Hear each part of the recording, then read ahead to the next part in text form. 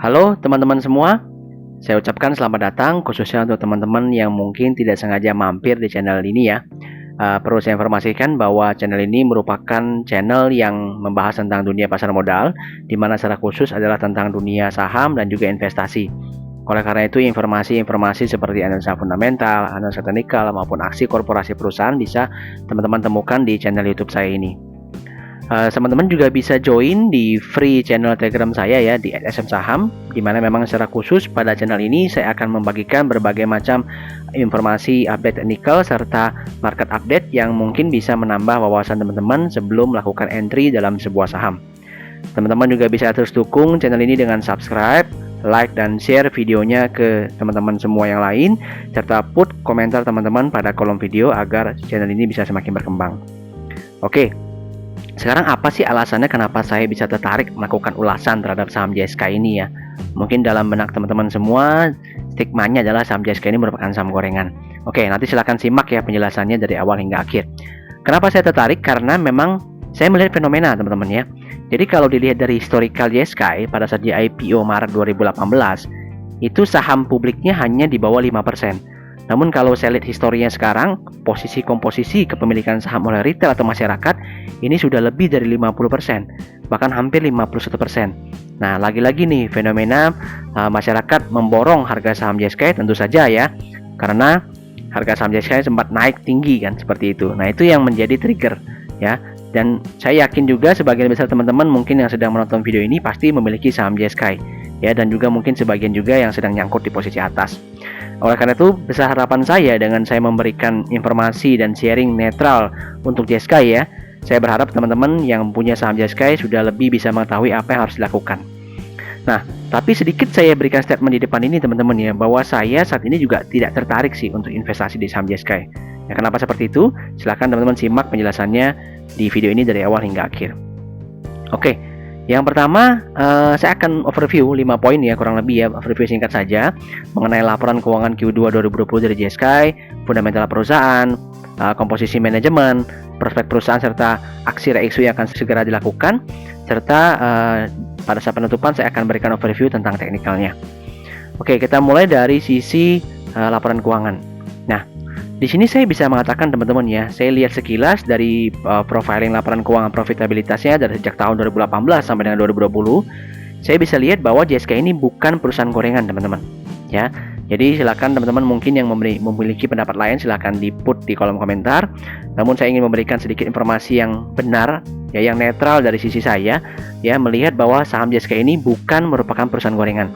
Ya, jadi bagi teman-teman yang nyangkut ya, saya harapkan bisa sedikit mendapatkan kelegaan ya, bahwa JSK ini bukan merupakan perusahaan gorengan kalau menurut saya. Kenapa seperti itu? Ya, karena terlihat di sini ya, kalau teman perhatikan dari 2018, 2019 ini revenue-nya masih lumayan tinggi.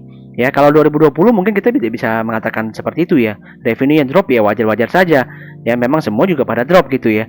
Tapi kalau diperhatikan, ini revenue-nya masih oke. Ya, masih saya bisa katakan sebenarnya masih bisa, istilahnya masih bisa dapat lah profitnya ya, seperti itu. Jadi masih positif profitnya. Dan kalau teman perhatikan ya, ini laporan keuangannya saya suka.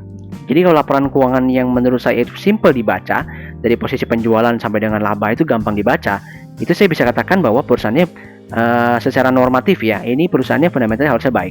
Jadi teman-teman perhatikan ini pos-pos penghasilan yang lain, beban penjualan, beban umum dan sebagainya, tidak ada yang terlalu perlu kita konsiderasikan apakah ada angka aneh atau tidak seperti itu ya. Meskipun ini hanya overview singkat saja dari sisi profitabilitas.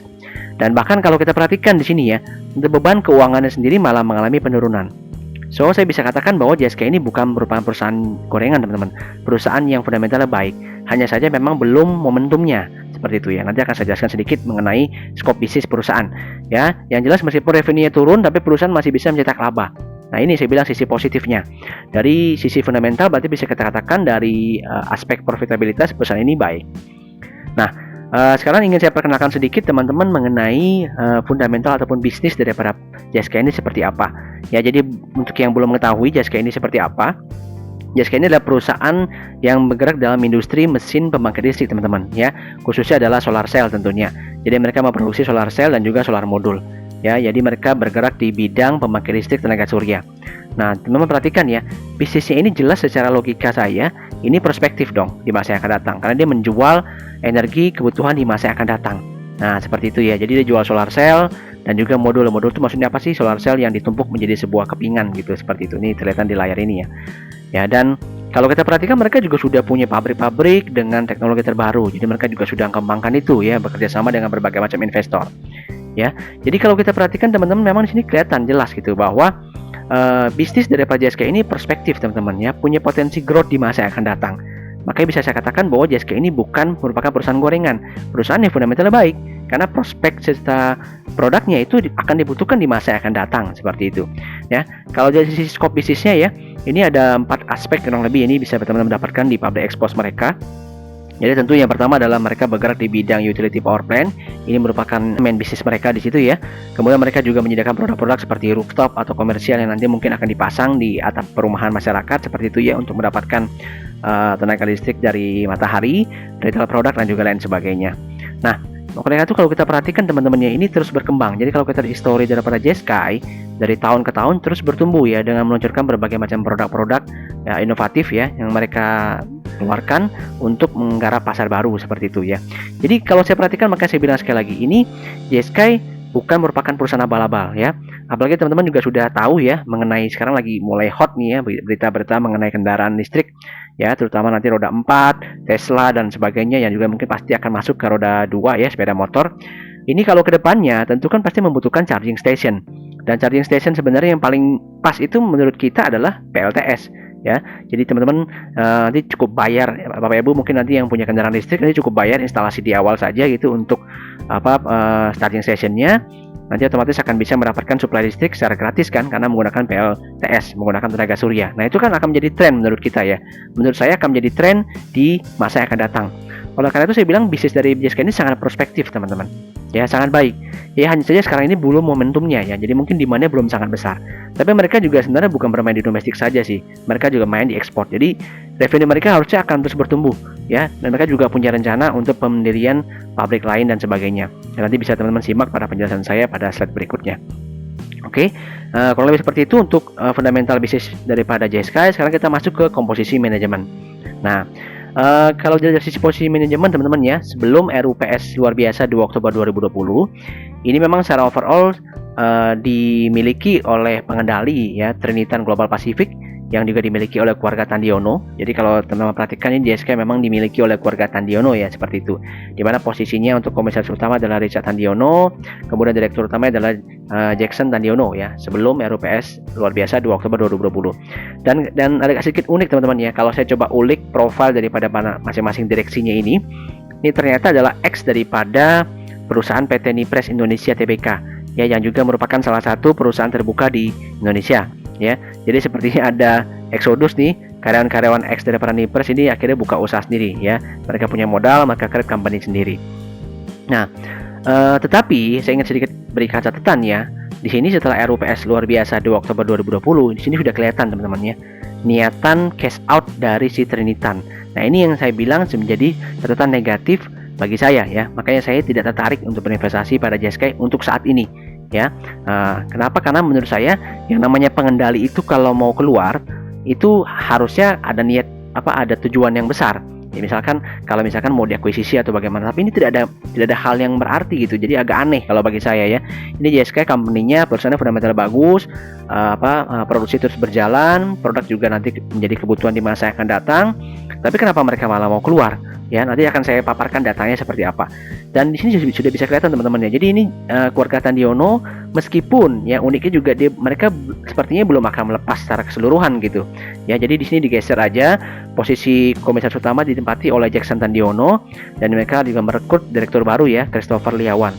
Dan untuk profil ini Christopher saya coba cari googling teman-teman ya, tapi saya tidak ketemu profilnya. Ya, jadi mungkin teman-teman bisa yang sudah tahu, mungkin bisa tolong bantu juga put komentar atau feedbacknya di kolom komentar ya, untuk kita diskusikan bersama. Ya, intinya sebenarnya kalau ini diisi oleh profesional ya, nanti tentu akan bisa membawa JSK tumbuh lebih tinggi ya ke depannya. Itu ada sisi positifnya adalah itu. Tapi kalau sisi negatif ya menurut saya ini ya kurang baik ya, niat dari pengendali ini keluar. Ya, mereka ingin cash out ya, mungkin mereka sudah untung dari IPO, mereka ingin segera keluar. Nah, saya paparkan datanya sebagai berikut ya. Oke, mungkin sebelum saya masuk dalam paparan data mengenai pemilikan saham, sedikit informasi juga bagi teman-teman yang belum mengetahui bahwa JSK sempat melakukan stock split. Jadi memang lembar sahamnya saat ini sudah lebih banyak ya dibandingkan di awal seperti itu. Nah, pada saat di IPO 2018 teman-teman ya, ini Trinitan Global Pacific masih memiliki 86% kurang lebih. Ya, yang kedua adalah Hitachi High Technologies dengan 13%. Yang mereka IPO itu di harga 400 dan juga IPO shares-nya di 203 juta. IPO amount-nya 81,3 miliar dengan underwriter oleh PT Mirai Sekuritas Indonesia. Ya, nah ini adalah sebelum IPO posisinya teman-teman ya. Nah, perhatikan ketika dia sudah IPO ya, posisinya ketika di Juni. Nah, di sini teman perhatikan ini berarti ya wajar ya kalau misalkan ternyata mengalami dilusi. Dimana kalau saya boleh sedikit simpulkan teman-teman ya, IPO-nya ini memang dibuat kurang menarik untuk retail di awal ya. Jadi kalau mungkin teman-teman yang sudah pegang saham JSK bisa silahkan nanti berkomentar. Mungkin penjatahan untuk si retail ini akan sangat sedikit ya. Jadi memang ini ada tujuan maksudnya teman-teman ya. Jadi mereka ini IPO untuk memberikan kesempatan bagi investor-investor besar yang menurut mereka ini adalah contohnya misalnya adalah asuransi dan juga Jiko Trust ini, asuransi Wana Arta dan juga Jiko Trust untuk masuk seperti itu. Jadi mereka sudah sepertinya indikasinya sudah merencanakan hal itu ya, dan nanti tentu ingin untung dong ke depannya seperti itu ya.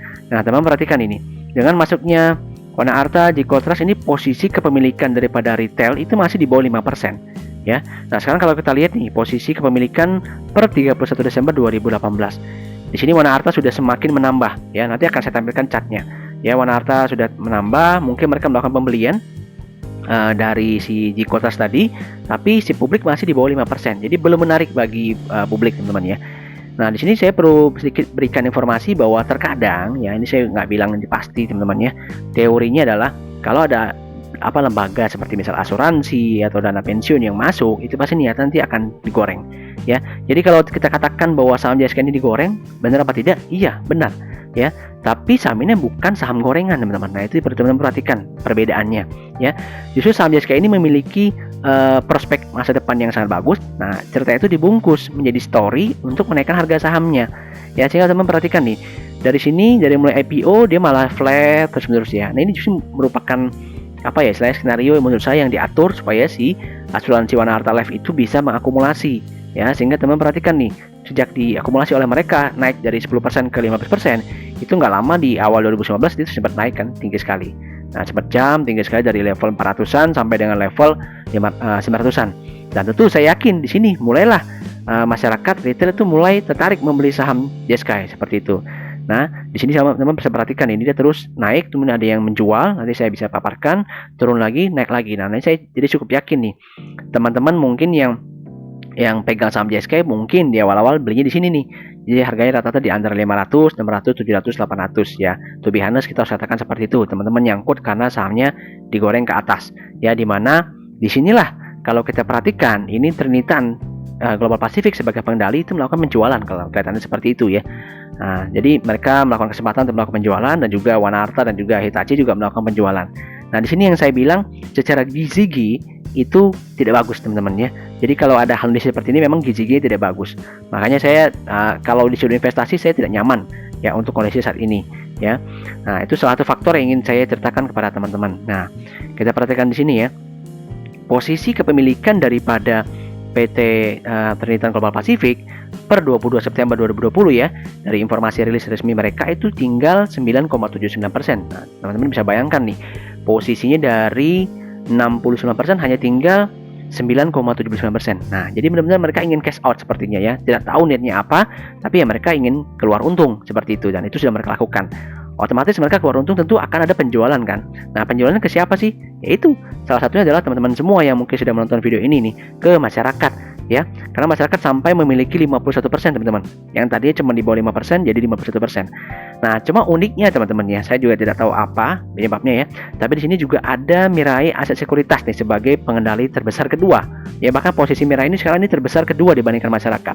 Ya, tapi saya yakin Mirai beli saham ini juga bukan untuk jadi pengendali sih. Ya, jadi saya belum tahu nih, apakah memang ada negosiasi antara Trinitan dan juga pemegang saham yang lain untuk menjual ke Mirai. Tapi yang jelas ini Mirai juga punya. Dan kemungkinan besar ini juga terjadi di 2019 nih. Ya, apakah memang sekuritas ini tujuannya untuk trading saja saham JSK gitu ya? Ya, kita tidak tahu juga. Tapi kalau saya boleh sedikit simpulkan, ini Mirai juga nyangkut teman-teman. Nah ini sedikit kabar baiknya teman-teman semua.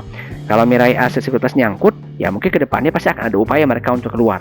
Dan memang sudah terbukti, mereka pelan-pelan sudah mulai keluar teman-teman. Ini posisinya 26%.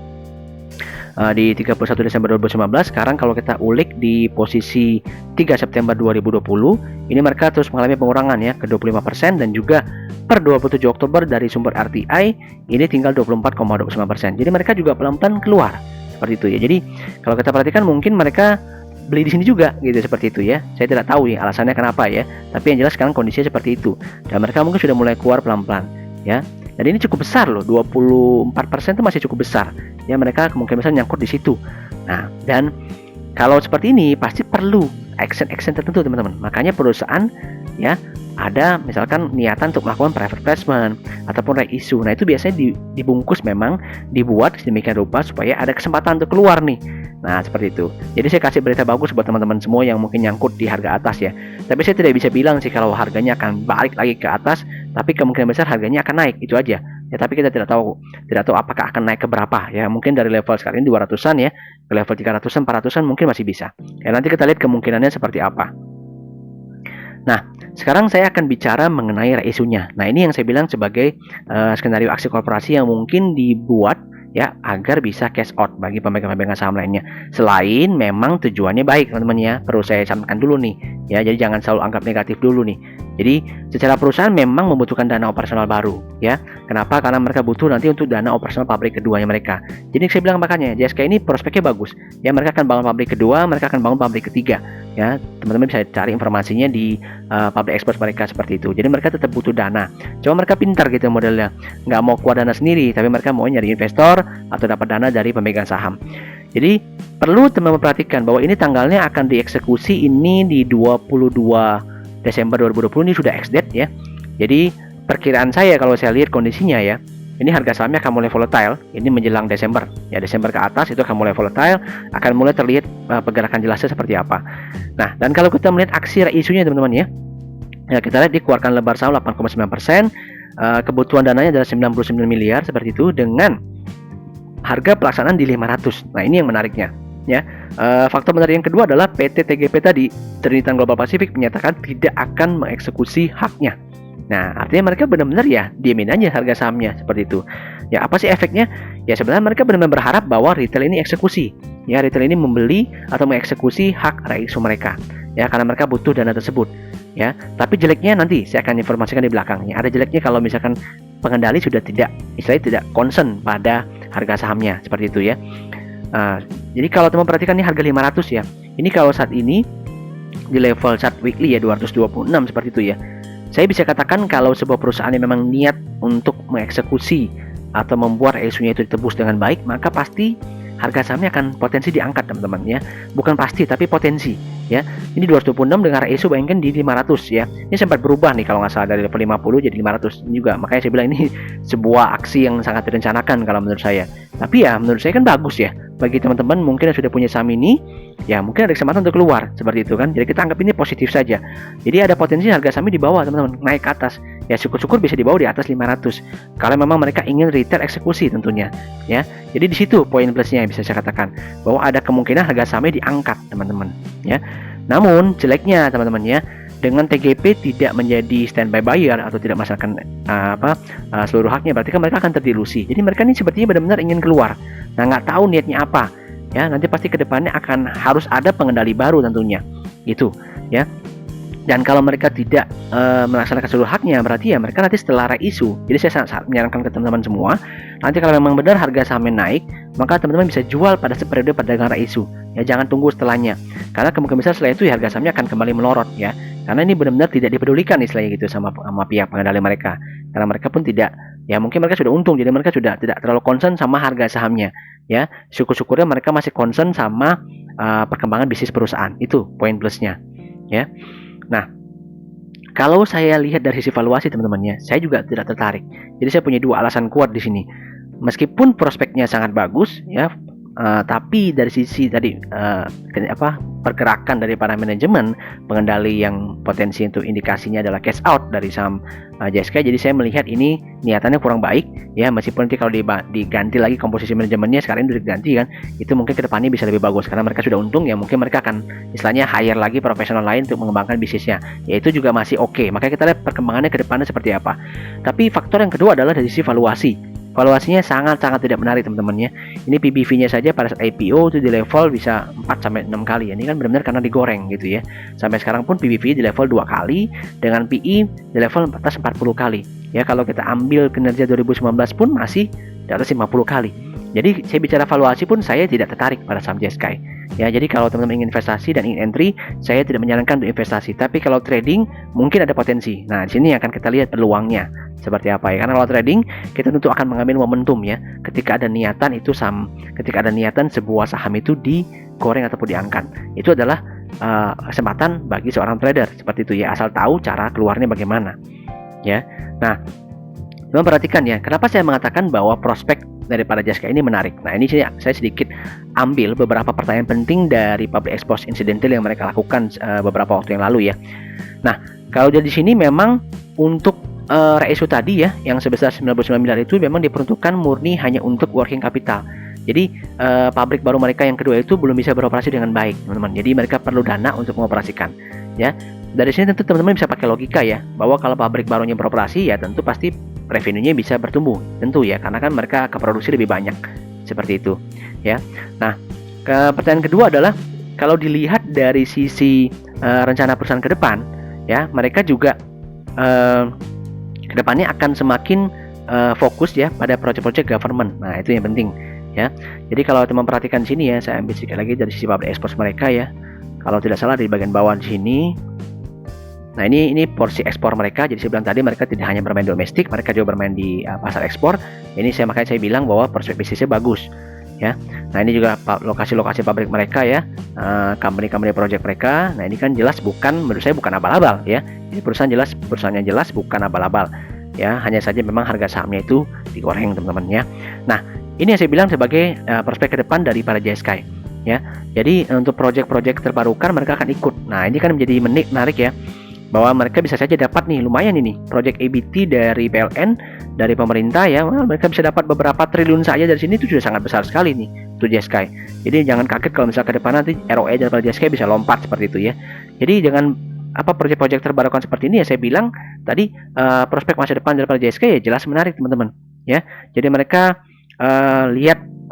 mereka akan mencoba fokus kepada proyek-proyek government khususnya dalam bidang energi terbarukan ya, yang tentunya adalah mereka akan mengambil porsi untuk pembangkit listrik tenaga suryanya ya. Maka saya bilang ini kedepannya menjadi menarik ya, akan ada lagi cerita-cerita lain mengenai JSK yang bisa dibungkus nih. Oleh karena itu teman-teman silahkan tetap subscribe YouTube channel ini ya, untuk mendapatkan update dari saya, karena pasti kedepannya menurut saya ini akan kembali digerakkan teman-teman ya, tidak hanya dari sisi isunya tapi juga cerita fundamental dari sisi kinerja, laba dan keuangan mereka. Nah, ini yang satu lagi nih ya, dari sisi aspek internal mereka juga sudah punya rencana pembangunan pabrik ketiga. Plannya sih antara 2021 sampai 2022 ya. Jadi mereka benar-benar ingin naikin kapasitas. Karena saat ini kan kapasitas mereka mungkin hanya level 200 megawatt seperti itu ya. Nah, mereka ingin naikkan sampai 700 sampai 800 megawatt. Tapi tentu yang menurut kita ini tidak akan bisa cepat. Ya, mereka perlu tahapan. Oleh karena itu mereka pertama adalah mereka butuh dana dulu nih. Ya, mereka butuh dana dari investor, yaitu melakukan reissue. Ya, saya cuma berharap teman-teman yang memang nyangkut saham ini ya mau ngomong harus tebus isunya menurut saya ya. Kalau memang nyangkut sangat tinggi ya, tapi kalau memang bisa keluar ya better keluar nanti pas perdagangan reisu. Tapi kalau memang nyangkut ya teman-teman mau ngomong harus tebus ya reisu tersebut. Kalau memang terlalu jauh ya, misalnya level di atas 600 700 ya terlalu jauh, jangan teman-teman tebus reisunya ya, harapannya bisa ada average down di situ ya. Nah, juga teman-teman bisa bantu perusahaan ini untuk semakin berkembang, karena harapannya kalau memang pabrik ini jadi, mereka bisa naikkan penjualan ke kapasitas 700 megawatt sampai 800 megawatt ya di tahun 2021 sampai 2022. Tentu ya potensi berkali-kali lipat nih, karena kalau dilihat sekarang ini mereka 200 sampai 300 megawatt, berarti kalau 700 800 megawatt kan berarti naik 2 sampai 3 kali lipat. Nah, itu ada potensi bahwa nanti harga sahamnya bisa diangkat lagi teman-teman. Nah, untuk pabrik ketiga mereka juga saya perhatikan ini kenapa saya bilang masih butuh waktu, karena ini capex 400 miliar teman-teman ya. Jadi saya bilang makanya ini kedepannya masih ada potensi untuk digerakkan dengan aksi korporasi yang lain.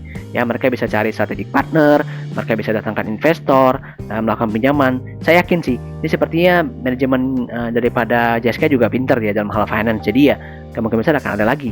Ya, makanya dengan mungkin saya nggak tahu ya, dengan dukungan daripada Mirai Asset Sekuritas mungkin yang memiliki saham mereka memiliki apa ya istilahnya, memiliki partner untuk menaikkan harga sahamnya ya, mungkin seperti itu ya. Jadi beberapa aksi-aksi mereka nanti dibutuhkan untuk menaikkan harga sahamnya ya. Seperti misalkan kenapa dibutuhkan ya, misalkan kalau private placement kan tentu itu dicek dari sisi harga historis ya, 25 hari terakhir. Jadi kalau harga sahamnya dinaikkan, mereka bisa dapat harga private placement yang lebih tinggi tentunya ya. Karena kalau saya perhatikan di sini perusahaan pasti butuh utang sih teman-teman ya. Ini akan sulit sekali dari dana sendiri, 400 miliar ini besar sekali ya. Jadi pasti mereka butuh aksi korporasi yang besar lagi ke depannya. Nah seperti itu. Nah terakhir sedikit kalau saya boleh kasih informasi bahwa kalau yang mengharapkan dividen itu jelas tidak ada ya. Jadi sepertinya masih sangat sulit mereka untuk bisa membagikan dividen, mungkin sampai mereka jadi nih pabrik ketiganya. Nah itu mungkin baru teman-teman bisa berharap tentang dividen. Oke. Nah sedikit saya tutup ya dengan analisa teknikal ya teman-teman ya. Nah, teman-teman perhatikan di sini bahwa untuk JSky itu kalau dilihat di sini ya dari sisi chart teknikalnya, ini dia turun dari level supportnya ya, mengalami penurunan cukup dalam ya. Namun kalau saya perhatikan ini dari sisi chart weekly, ini sudah mulai ada harapan teman-teman ya. Karena kenapa? Karena ini sudah mulai ada peningkatan volume nih. Di sini ada posisi mendatar. Di sini saya tidak tahu ya, mungkin ada beberapa orang juga yang melakukan akumulasi di sini, tapi sudah mulai terlihat nih akumulasi dilakukan oleh pelaku pasar sehingga harga sahamnya mulai mengalami kenaikan. Dan kalau dari sini tentu ada peluang ya, karena arahnya sudah mulai bergerak naik. Jadi saya secara pengalaman saya kalau melihat chart seperti ini ya, ini potensi akan ada pergerakan ke depannya teman-teman ya. Apalagi bursa lagi bullish-bullishnya ya, jadi kita berharap nanti di awal Desember ini harga saham JSky bisa terbang tinggi lagi ya. Jadi bagi teman-teman yang mungkin nyangkut di saham ini bisa ada harapan untuk keluar. Oke. Saya rasa cukup sekian ya penjelasan dari saya. Silakan subscribe YouTube channel ini dan sebarkan video ini ke teman-teman yang lain. Oke, semoga informasi bermanfaat. Thanks for watching dan see you in the next video.